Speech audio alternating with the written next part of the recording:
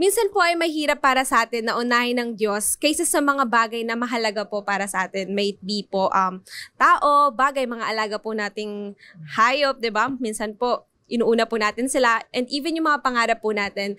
Paano po ba natin matututunan na bitawan yung mga bagay na yun at maibalik sa Diyos lamang ang pagmamahal at totoong pagsamba? Anything that we put first before God ay siyempre kinukonsider yan as idolatry.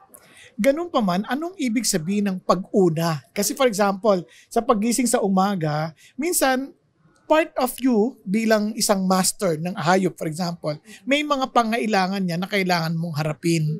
Alam mo, hindi legalistic ang Diyos na kailangan magpe-pray muna ako, hayaan mong matungal yan dyan, hayaan mong magsiihi yan dyan. But minsan, kailangan mong i-organize din ang iyong sarili na ayusin mo muna kasi part ng sinasabi ng Bible, the kindest act of a wicked man is cruelty. So kung ikaw ay nagmamahal sa Diyos at inasikaso mo yung alagang hayop na pinagkatiwala sa ng Diyos, hindi naman masama yun, di ba? Kailangan klaruhin mo muna ano ibig sabihin ng una. Pero kung ang una ibig sabihin is na talagang lahat ng isip mo nandun na sa aso, nandun sa pangarap mo, nandun sa mga bagay-bagay na mahalaga sa'yo, and you find your satisfaction from them, yun ay idolatry na. And sabi nga ng Panginoon Diyos, useless yun, sayang. Kasi everything that is an idol is actually nothing. Walang itutulong sa atin yun, walang maiaambag sa atin yon.